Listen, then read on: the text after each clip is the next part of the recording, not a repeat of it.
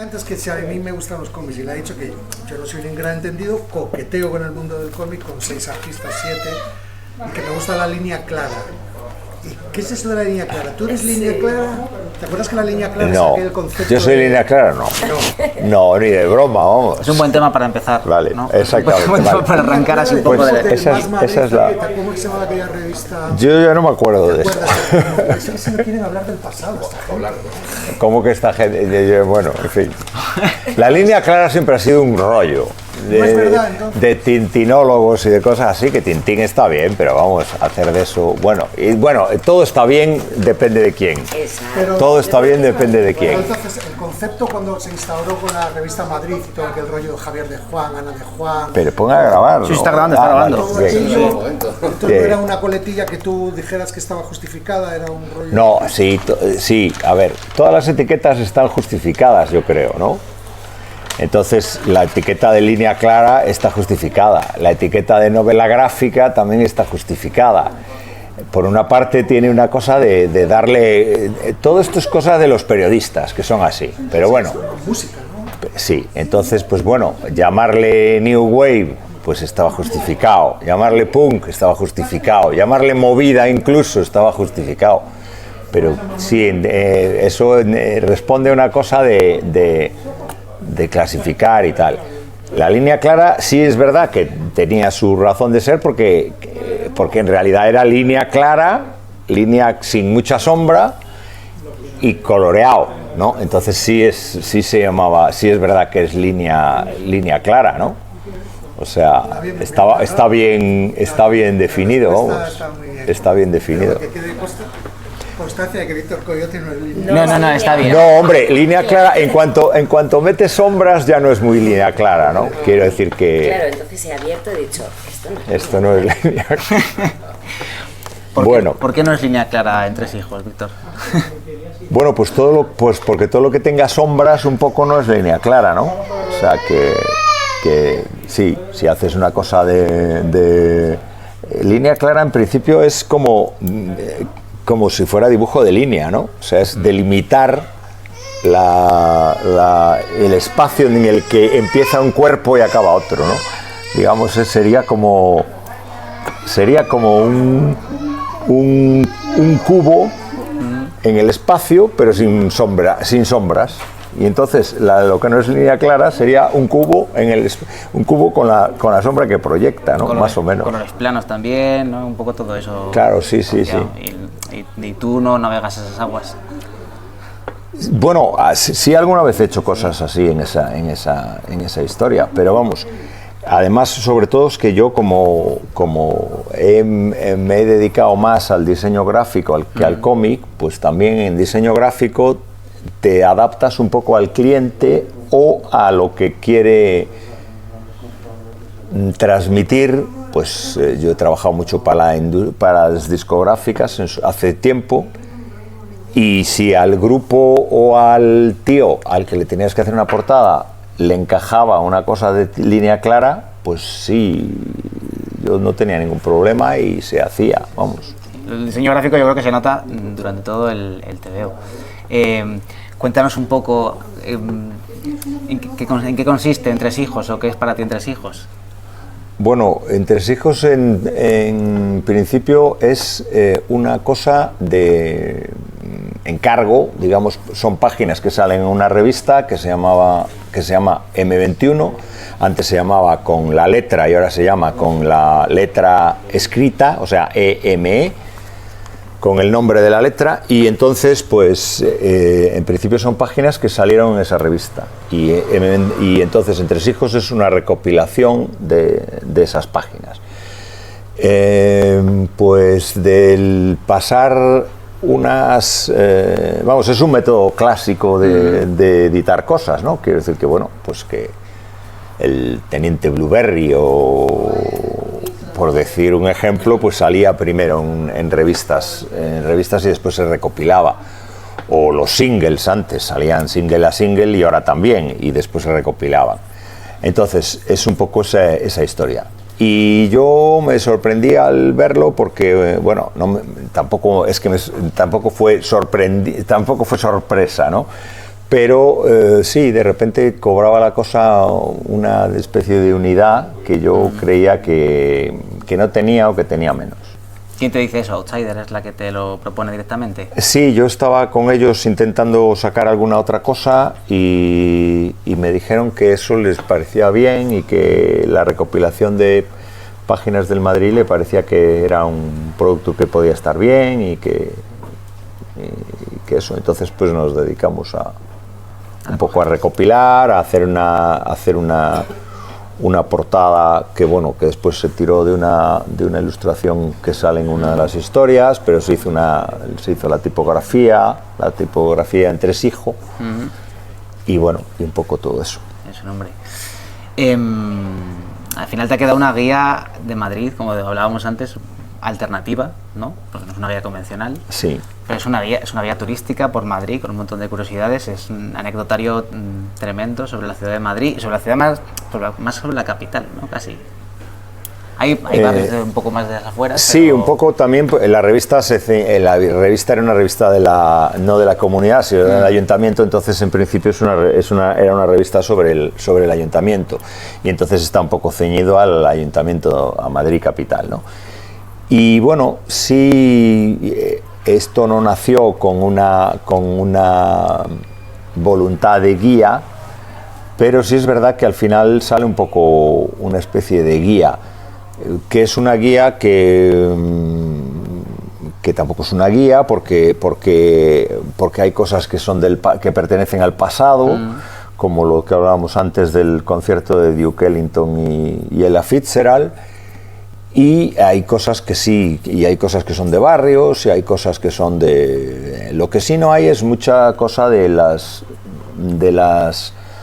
muchas historietas sobre cosas, digamos, turísticas convencionales, no porque no me gusten, porque una de las cosas turísticas más convencionales es el Museo del Prado, que es una verdadera maravilla, pero no sale.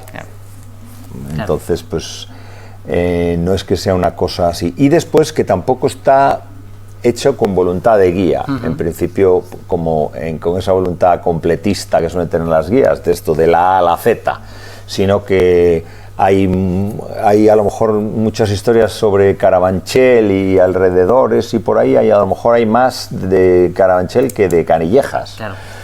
Pero es un poco porque yo vivía por ahí en esa época y bueno, y entonces también... sí, como no tiene ninguna cosa de guía, pues sale una cosa como random, digamos. Una mezcla entre guía y crónica también, ¿no? Hay una especie de mezcla ahí extraña. Sí, extraña. Y también hay mucho material, digamos que con información veraz, digamos, ¿no? Lo de Duke Ellington, por ejemplo, y hay otras cosas que son... pues historias inventadas, ¿no? Hay un par de historias de la AMT, de los autobuses de la AMT, de la empresa municipal de transportes de Madrid, que algunas son inventadas, son historias que yo las hacía coincidir en lo que quería contar, por ejemplo, en los Tamagotchi, que es como le llaman a los microbuses, a los pequeños, los conductores le llaman así, y hay una historia completamente inventada. Y después pues hay otras que son historias inventadas dentro de acontecimientos reales, ¿no? ¿Y estas las has buscado tú? O sea, ¿has ido adrede a buscar estas historias? ¿Las tenías ya pensadas? Bueno, como en la revista se planteaban temas y había veces que a lo mejor era el aniversario de algo sí, por ejemplo, se hizo un homenaje, la familia Morente hizo una cosa un homenaje a Morente, y entonces salían los Morente y los Habichuela y tal, entonces se hizo una historieta que iba un poco por ahí. Otras veces también era simplemente pues hacer coincidir cosas, ¿no? Por ejemplo, lo de Larra, ¿no? Con la fiesta de Todos los Santos y todo eso un poco coincidía con el rollo de los cementerios y esas cosas, ¿no? Entonces, bueno, hay mezcla de de cosas históricas, digamos, con cosas de guionizadas por mí, ¿no? ¿Alguna cosa que te hayas encontrado así hay un concepto muy... me gusta mucho, que se llama... Adriana Herreros es la que hace el prólogo, ¿no? Sí. Que habla de la secta del paseo. Sí. Que me gusta mucho el concepto de la secta del paseo. ¿Has encontrado en tus momentos de paseo alguna anécdota que lo hayas reflejado, que te guardes en algún sitio? Bueno, sí, algunas que también salen por ahí, ¿no? O sea, quiero decir que hay unas cuantas. Quiero decir que, por ejemplo, cuando hice lo del ecuavoley, en el voleibol ecuatoriano, pues había gente ahí que estaban haciendo apuestas y tampoco es que estuvieran ahí con fajos tampoco era aquello las peleas de gallos ni las apuestas de nivel de grandes cantidades de dinero, ¿no? Grandes sumas de dinero. Pero tenían cierto mosqueo porque estaba yo allí y estaba haciendo fotos y tal, y yo luego les dije un poco de lo que quería hacer y tal, y entonces ya se tranquilizaron un poco, pero vamos, sí, no sé, pero sí, era una cosa, tampoco una cosa no era una cosa de mafiosos ni nada por el estilo. Y vamos, y después, bueno, cosas como que hice uno de Mercamadrid y nada, me fui a Mercamadrid con un pescadero de allí del barrio, y después cuando saqué el libro me decía no sé qué, pero ¿te has ido a las 4 de la mañana no sé qué? Pues hombre, pues sí, no hay mucho problema. Si hay que ir a las 4 de la mañana a hacer algo, pues mejor ir a Mercamadrid. Yo no había ido nunca a Mercamadrid, prefiero ir un día a las 4 de la mañana a Mercamadrid que estar en el mismo puto bar de todos los fines de semana. Claro, de ahí venía lo que te decía yo de cronista un poco, de al final reflejar un poco esa realidad de esa manera, ¿no? Está bien. ¿Cuál es tu historia favorita? ¿Con cuál te quedas? ¿Te quedas con alguna? Pues mi historia favorita, hombre, no sé muy bien, no sé, vamos... La del chivo gusta mucho a la gente, sí. Y también me gusta mucho a mí. La del chivo además es una cosa que tiene como... el chivo es un poco la historia del chivo en la MT, mito o realidad, ¿no? O sea, parece como una leyenda urbana. En realidad, para las historias de la MT, pues estuve hablando con un tío de la MT, que era el jefe de prensa, y entonces me empezó a contar cosas y de que, pues, ciertos funcionamientos de los conductores y esta gente así, ¿no? Y entonces ya empezó en el tema anécdotas y me contó lo de que había una vez que se había subido un gitano con un chivo, con una cabra, y que la había metido allí y no sé qué, y que le había puesto una gorra y tal y cual. Y yo, claro, conocía una canción de Peret que era una versión de una canción de Puerto Rico, y que era como que se llama El Pasajero Cuña, además, y que es un tío que le pone una gorra a un chivo, que le llaman allí chivo, no sé, no cabra, y entonces el estribillo era: ay, no, con ese chivo aquí no se monta usted, que era lo que le decía el conductor al tipo que intentaba pasar el chivo. Y entonces el tío me dijo: anda, pues a lo mejor eso nació de ahí, no sé qué. O sea, que es una cosa que yo creo que claramente era una cosa de lo de Pérez. O si no, igual a mí me también, la has colado, igual era así. Yo me la he creído. Pero era una cosa como de esas, evidentemente, un conductor de la MT oye esa canción y ya lo incorpora a sus experiencias, claro, o a su imaginario, a su no que sé qué. Entonces, pues evidentemente es verdad, vamos. A mí me ha gustado mucho, por ejemplo, otra que me ha gustado mucho es la de Duke Ellington, ¿no? Que eso claro. Es que es verdad, que estuvieron aquí Ella Fitzgerald y Duke Ellington en los 60. Claro, es que lo hablábamos antes, toda esta cosa lo hablábamos antes incluso con lo de la línea clara y todo eso. Hay una tendencia como a simplificar toda la historia y a simplificar todas las cosas y hacer todo como periodístico, de poner etiquetas y no sé qué. Y entonces, en España se ha contado el franquismo desde una... El franquismo es la España en blanco y negro. Y entonces, claro, tú dices que tocó Duke Ellington y Ella Fitzgerald y nadie se la cree porque es imposible que en la España en blanco y negro, ha habido mucha gente que ha hecho muchas cosas a pesar de haber una dictadura, y hay mucha gente que se ha esforzado en hacer las cosas. Ha habido mucha gente que se ha esforzado en colar cosas, como Berlanga con El Verdugo, por ejemplo, en colar cosas con la censura y tal, y entonces de repente es como la cosa más... a todo el mundo le sorprende muchísimo que Duke Ellington y Ella Fitzgerald vinieran.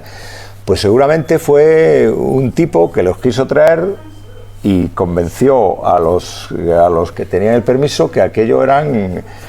dos negritos que eran inofensivos y que no iban a decir nada de que sabes que a lo mejor os convenció en base a hombre que estos no son Paco Ibáñez ni nada de eso, yo qué sé cómo lo hizo, pero el caso es que sí vinieron y entonces pues bueno y entonces pues ahí cuenta un poco la crónica con una parte que está inventada basada en un personaje que es un dibujante de cómics que le gusta mucho el jazz, dibujante de cómics no, digamos de chistes de periódico.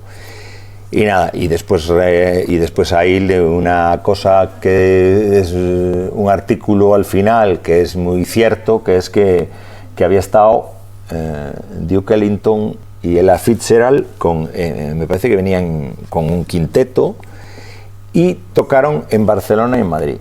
Y entonces hubo una crónica, que no me acuerdo de qué periódico era, que al final la crónica decía, el público hacía la crítica de los dos conciertos y decía, en Barcelona sí entendieron bien a Duke Ellington, no como en Madrid, que en Madrid son todos unos catetos, y si Barcelona es mucho más cosmopolita, y Madrid no se le entendió a Duke Ellington, y ya se vio que Duke Ellington vino a hacer un pase de... una especie de formalidad. Él concentró todas sus energías en Barcelona. Entonces eso me imagino que sería una interpretación muy... no creo que solo escribiera Duke Ellington, pero bueno, en resumidas cuentas, son las interpretaciones que hay de las cosas, vamos. Sí. Al hilo de esto que decías de Madrid, que también te comentaba al principio de broma, todo el tema de la madrifobia que existe ahora, ¿no? De ese rechazo hacia la capital, hacia la centralización de todo, y al final cuando lees esto dices, bueno, esto parece un alegato en favor de que Madrid también son muchas cosas más, aparte de lo que se está exponiendo hoy en día, ¿no? Muchas historias, muchas cosas que contar y... claro, es que estar a favor... yo tampoco estoy a favor ni en contra. Quiero decir que, bueno, sí, claramente estoy a favor de Madrid. Madrid me parece un sitio cojonudo, me parece un sitio, pues lo que es, o sea, eso de los tópicos, ¿no? Claro, yo quiero decir que es un canto de amor al final. Sí, la ciudad de Madrid es una ciudad que con toda la peña que viene, pues siempre ha habido una cosa de acogimiento. Cuando yo estaba, pues la gente que venía de Zaragoza se le trataba bien, y hoy a los italianos se les trata mejor de lo que o sea que vamos, quiero decir que a mí Madrid me parece una ciudad bastante buena, y me parece una ciudad también caótica, que es muy importante que una ciudad tenga un punto de caos, ¿no? Sí. Y después es una ciudad que bastante amable, por otra parte. Quiero decir que no es una ciudad tampoco muy agresiva, ni muy peligrosa, ni muy tal. Anda todo el mundo borracho todos los fines de semana y... Depende de la hora. Depende de la hora, y hay bastantes menos atracos y asesinatos de los que hay en muchos otros sitios por ahí, vamos. Bueno, y además hay muchas realidades que tú reflejas, como bien dices, en los barrios, ¿no? Cómo es lo que se forma, lo que se genera en los barrios a nivel cultural y a nivel de gente. Claro, sí, bueno, yo es que sí, soy muy partidario siempre, a mí me gusta mucho ver las cosas y tal. Yo soy bastante partidario de los bares, soy muy partidario de las barras de los bares, porque me parece que son sitios donde la gente se relaciona Por ejemplo, el tema de las terrazas me parece un rollo más cerrado. En las terrazas están los grupos de amigos bastante independientes unos de otros. En la barra de un bar siempre hay más cercanía, ¿no? más comunicación, sí, y más así, ¿no? Quiero decir, incluso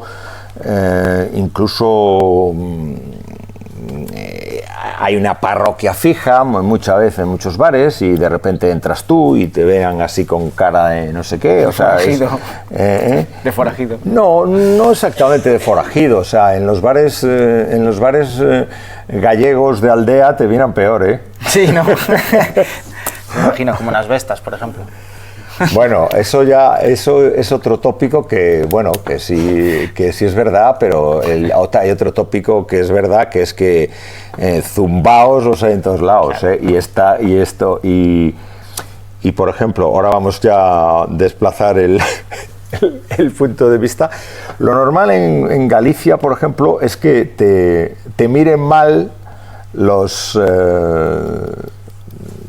2 primeras semanas, así. Después, si te siguen mirando mal y tú estás participando en la vida de allí, ya es que esos son taraos específicos, ¿eh?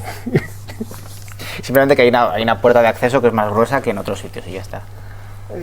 No, simplemente hay una cosa de vamos a esperar a ver cómo va esto. En Madrid, por ejemplo, eso no pasa. Pasa menos, ¿no? Uh-huh. Pero bueno, después también hay una cosa, en Madrid hay una cosa de esa de los paletos, ¿no?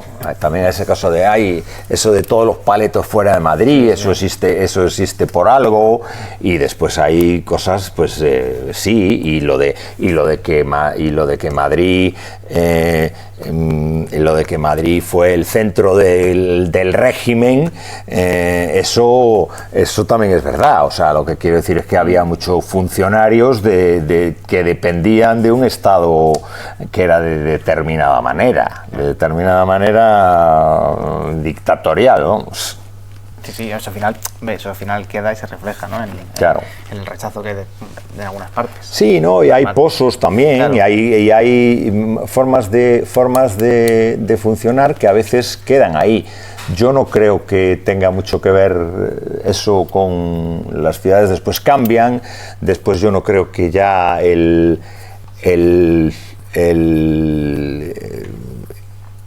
funcionario franquista ya en Madrid ya es una cosa muy diferente, las cosas cambian, también cambian para bien y cambian para mal. Quiero decir, en Barcelona las avalanchas de los cruceros es una realidad, no es que sea una cosa que no haya cambiado, sí ha cambiado.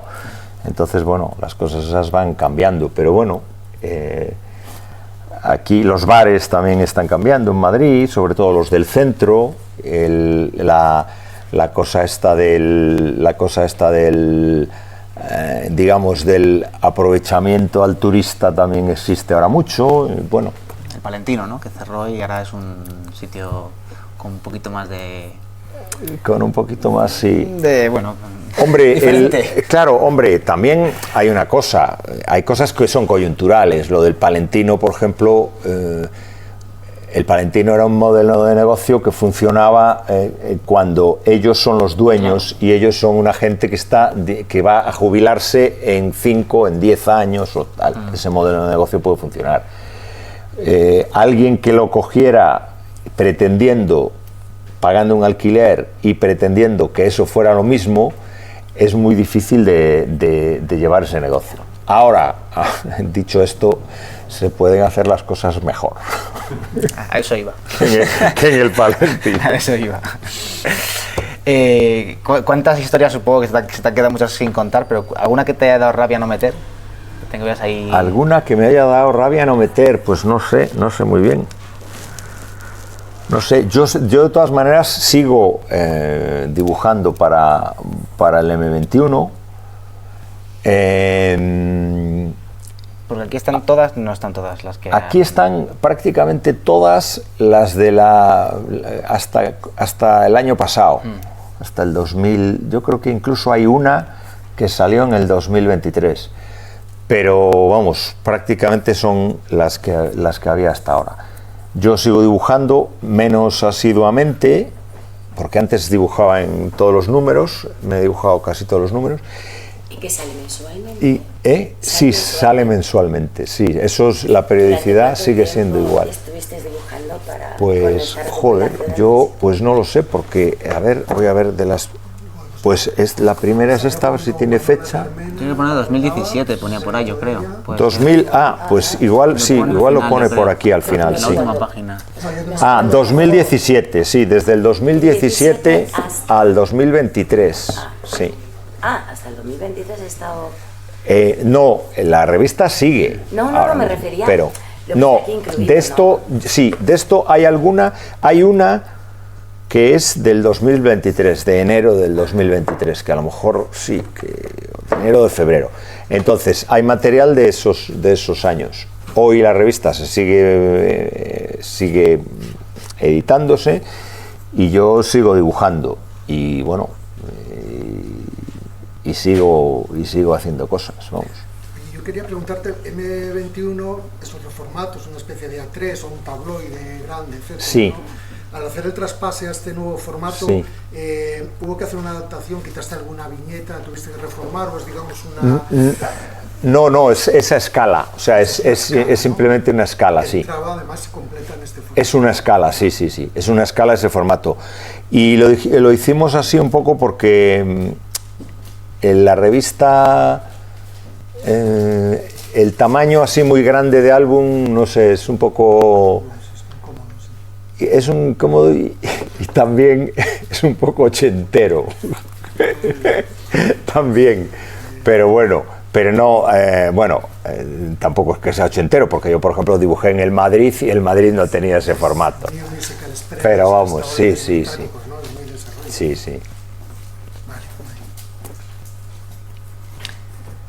Yo por mi parte me quedan pocas cosas más que comentarte. Yo sí que quería preguntarte por ahora que has hablado tanto de dibujar, por tu estilo, porque supongo que ha ido evolucionando con los años y me interesa sobre todo en qué te fijas, en qué otros medios aparte del cómic te fijas o en qué otras artes te inspiran para poder seguir evolucionando, porque yo, un dibujante, lo que tiene es que se nutre un poco de todo.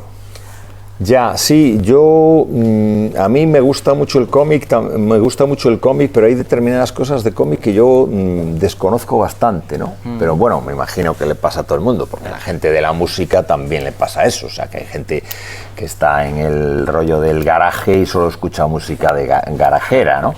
Entonces eso, y bueno, yo...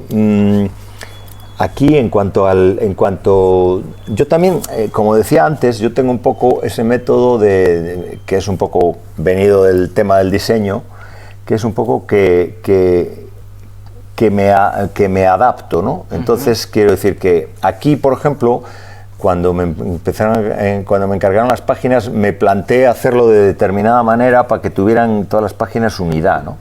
Y la manera de unificar ahí fue un poco... me dije yo así a modo teórico, digamos, bueno, pues voy a hacer una cosa en blanco y negro y después lo hago con dos tintas que van cambiando, ¿no? Porque me gustaba eso, porque también me gusta eso de las dos tintas, pues me gustaba y eso, ¿no? Y entonces, pues bueno, me planteé eso y entonces yo dibujo normalmente en físico, o sea, con tinta o con lápiz o con pluma de esta y después uso el color, lo he usado lo coloreo en ordenador y un poco era escanear eso, que aquí todo está más o menos trabajado así. Yo hay veces que hago dibujo vectorial o incluso con plumas de tablet o plumas de Photoshop o con cosas o con herramientas de estas, pero me gusta que sea como para usar las que tienen calidades así raras y un poco como también como digitales, ¿no? Yeah. Me gustan más. Y entonces estas las he dibujado todas a mano, o sea, analógico, y después lo que hacía era como yo tengo como una especie de carpeta de documentos de tramas y de calidades y un poco, y lo que hacía era como soltar una en la página, soltar una o varias, Sí. les daba un color y después iba un poco corta-pega, como si fuera usándolo un poco a modo como se usaban antes las tramas, o bueno, como se usaban antes o como se usan ahora, que antes era el tema de tramas, de recortarla y pegarla y tal. Y entonces lo he usado así y un poco no siguiendo esa cosa de no salirse de la línea, eso, eso del coloreado de los niños, ¿no? De no salirse de la línea. O del coloreado de los niños o del coloreado de mandalas. Mandalas también, que ahora que está muy de moda. Entonces yo me salía de la línea. Lo que pasa es que sí tienes que, si tenías que hacer algunos ajustes, por ejemplo, la mayoría de los bocadillos sí estaba recortado y dejado en blanco para que la lectura no fuera una complicación. Y igual cuando habría que resaltar términos, hay cosas en que tú puedes manchar una cosa y lo de al lado, pero a lo mejor si eso es mucho Cristo, pues entonces procuraba que los términos un poco se diferenciasen. Pero sí siempre partiendo de una manera de dar el color que fuera un poco, así entre comillas, un poco abstracta. Diferente, ¿no? Y las tipografías es a mano también. Y las tipografías sí son a mano. Hay algunas que no, pero la mayoría sí son a mano. La mayoría son a mano porque a mí me gusta mucho el tema de rotulación. También me gusta mucho el tema de rotulación vectorial y eso, pero aquí la mayoría de las cosas me las planteaba cuando hacía tinta. Se nota, vamos. Sí, Se nota que te gusta, quiero decir, porque Sí. yo hay un capítulo entero prácticamente que es rotulación. Sí, hay uno que es de letras de canciones y entonces está todo rotulado. Bonito. Por ejemplo, el de Entresijos sí que está como la tipografía esta de Entresijos está como dibujada primero, pero después sí vectorizada, o sea, tocada y retocada en dibujo vectorial, o sea que... Y luego cada título de cada historia tiene una tipografía muy diferente. Sí, una tipografía diferente. Yo sí. pensaba, digo, esto lo has pensado una para cada Sí, historia. alguno en el de las piscinas, por ejemplo, hice una tipografía que estaba dentro del agua, un poco ahí era un poco como las tipografías de Spirit, ¿no? Que hacía Will Eisner de Spirit, que eran que hacían un callejón de una ciudad o algo así que salía ahí, ¿no? Qué bueno. Sí, a mí me gusta mucho lo de la tipografía y esas Yo, cosas. de hecho, pensaba que, parece una plantilla.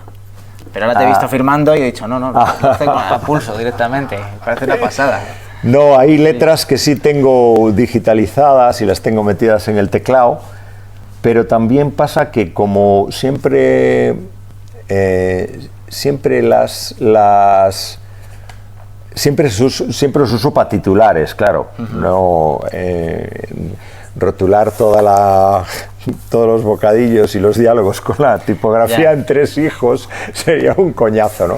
Entonces al final, como siempre haces un número de letras, tampoco tengo tantas tipografías metidas con el programa para meterlo al teclado, sobre todo porque me parece que sí, que hacer una tipografía muy especial para escribir una carta o es un coñazo ya.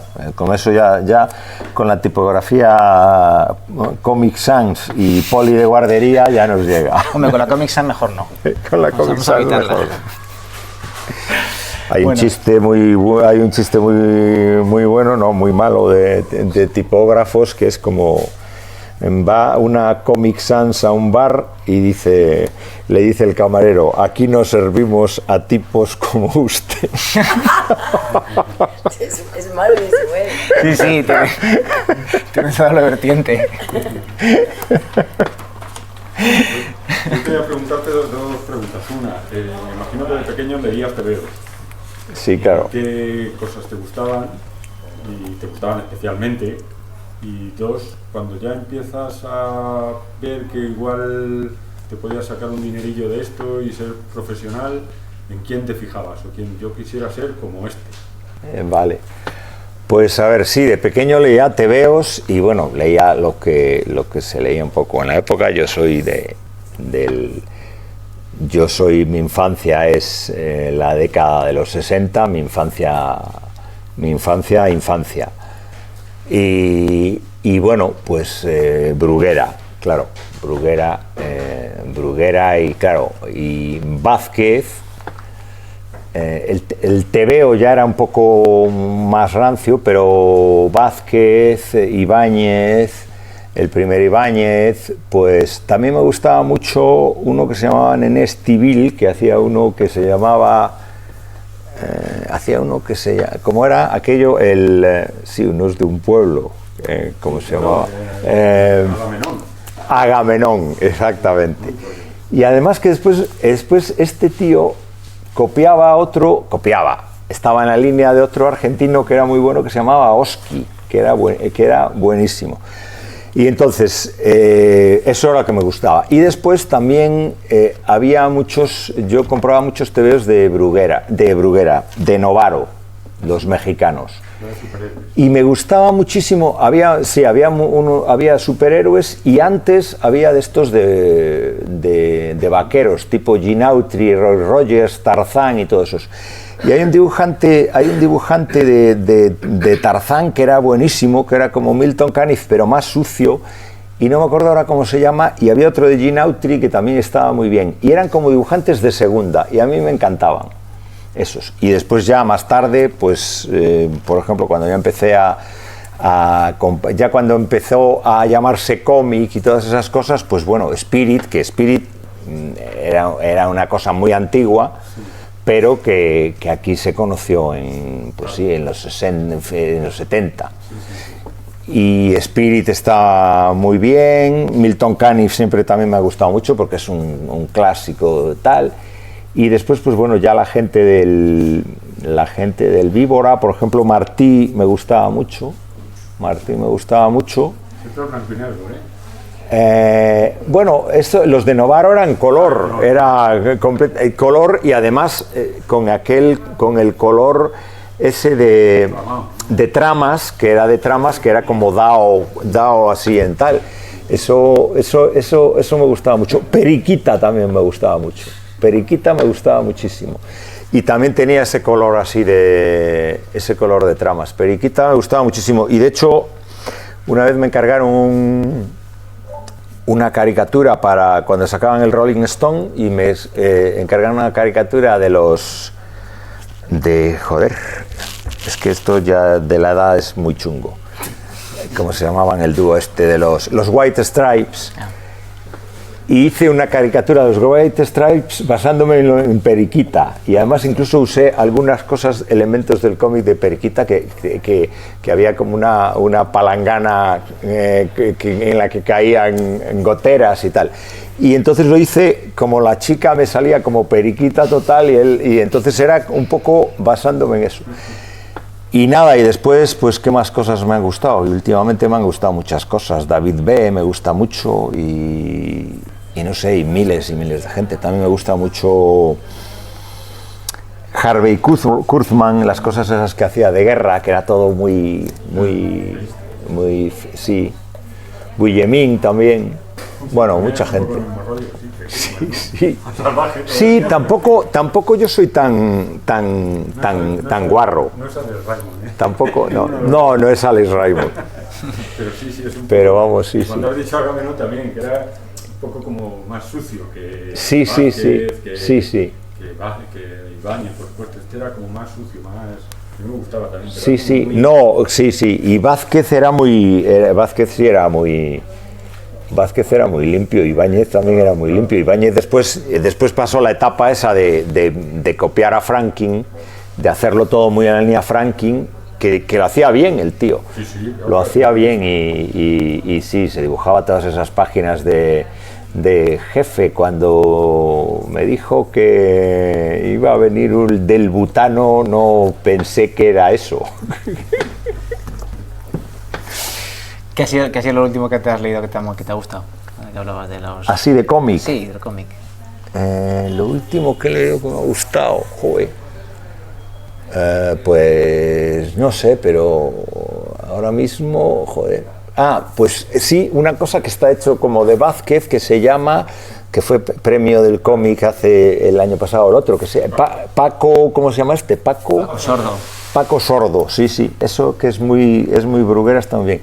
Y bueno, y de ahora, en los superhéroes, por ejemplo, no me gusta mucho el tema superhéroes, pero sí me gusta mucho Hellboy. Miñola me gusta mucho. Otra vez de blanco y negro. No, pero tiene un color muy bueno, Hellboy, ¿eh? A ver, lo que pasa es que después hay otra cosa. A ver, por ejemplo, en superhéroes se ha puesto muy de moda una cosa que a mí no me gusta nada, que es el coloreado realista. A mí no me gusta mucho. O sea, el coloreado ese de brillos, que está todo, que tiene brillos por todos lados y que parece que se pierde el dibujo y que el color da volumen y no sé qué, y tiene mucho brillo. A mí eso me parece, no sé, a lo mejor es cosa también del diseño, que suele ser siempre el diseño tira una cosa un poco más a sintetizar, ¿no? Pero sí es un poco así. Sin embargo, a ver, a mí Hellboy me parece que está muy bien el color, y además Hellboy, el rojo de Hellboy marca muchísimo las tal, porque después todas las cosas hay un color un poco tirando a cosa antigua, un poco con todo ese rollo que tiene Edgar Allan Poe y todo eso, tiende todo a todos unos colores muy así, y él está integrado, pero es rojo, ¿no? Yeah. O sea que Sí. pero sí es verdad también que Miñola es muy de sombras y muy de esto es el blanco y esto es el negro, ¿no? Sí. Fíjate que luego en los superhéroes es verdad que hay mucho de esto que tú dices, pero hay otra escuela que yo creo que no sé si viene influenciada por Darwin Cook y de este tipo de dibujantes, que son nada más gente joven, Leonardo Romero, Michael Cho, ¿no? Que este tipo de gente que hace ese tipo, y ahí los colores juegan otro papel diferente, no van tanto al realismo. Javier Rodríguez también lo hace. Ya, sí. Ese tipo de cosas, hay como dos. Sí, esa cosa a mí me gusta un poco más, sí, me gusta más, sí. Y yo tenía una última pregunta antes de que dejar ya a todo el mundo que haga lo que quiera. Sí que antes has mencionado a Bruguera, y hay una pregunta que me suele gustar hacer los autores, que es esto que hacen en Francia, ¿no? En Bélgica, de coger un personaje icónico de su cultura, de Beil, y dárselo a un autor nuevo que lo haga, ¿no? Como Emil Bravo con Spirou. ¿Qué harías tú y con qué personaje de la cultura nuestra de aquí, de española? Joder. Hombre, yo no soy muy amigo, yo soy bastante amigo de dejar las cosas como están. O sea, quiero decir, para mí no es una barrera. A ver, yo sé que esto es, hay dos cosas de la cultura ahora y de la cultura, digamos, más reciente, que son el odio al spoiler, que es un odio a veces un poco exagerado. Quiero decir que yo estoy contigo. A mí, quiero decir que, hombre, a ver, a mí no me importó en su momento que el teleprograma dijera Chanquete muere el domingo, pero también porque me importa una mierda que Chanquete se muriera. Pero bueno, sí, pero que sí, que yo entiendo que sí, o sea, en lo del spoiler, pues claro, Hitchcock en Psicosis decía a los espectadores que no dijeran el final, claro, eso sí, pero ahora se lleva un poco al extremo. Y hay otra cosa ahora que es como lo del como que hay que actualizar las cosas, como si no se, o sea, como esta cosa de es que este no era de mi época. O sea, yo cuando hacía música, cuando empecé a hacer música y cuando el punk, yo oía a los Ramones, pero no me importaba nada oír a Frank Sinatra. Yeah. No decía, eso no es de mi época. O sea, quiero decir que yo entiendo que la música está ligada, pues, a muchas de las cosas que te pasan, a los ligues, a las cosas, a las novias, a los novios, a lo que sea, ¿no? Está ligada a una vida sentimental porque está sonando mientras tú tal, y cuando tú te emborrachaste aquel día y no sé qué, vale, bien. Pero por otra parte, esas cosas son perfectamente Claro, no, total, así, ¿no? Sí, sí. Entonces, a mí, en principio, no me parece mal que Batman se haya convertido en un personaje siniestro a la manera blanco y negro, pero a mí, yo en Novaro leía los Batman aquellos de color, de feria, en que el Joker era un tío en colorines y en que llegaba el otro y hacía ¡puah, puah! Los de Bob Kane, que eran toda una cosa como más colorista y más así. Después ya el Batman de la tele aquel me parecía un poco patético. Y después el Batman este oscuro, pues hay cosas que están bien y hay cosas que están mal. Incluso el Batman de ahora ya ha llegado a unos niveles de oscuridad que si lo ves en tu casa no se ve nada. A lo mejor esto es una cosa de viejo y a lo mejor los jóvenes ven mejor en la oscuridad, ¿no? Han desarrollado una cosa gatuna. Pero vamos, sí. Entonces, a mí no me importa que hay algunas entregas de Batman, del Batman, digamos, siniestro, que están muy bien. Entonces, yo no veo tampoco la necesidad y me da un poco de pereza, pero después hay cosas que están bien, porque el corto maltés este no está tan mal. O sea, lo que pasa es que, claro...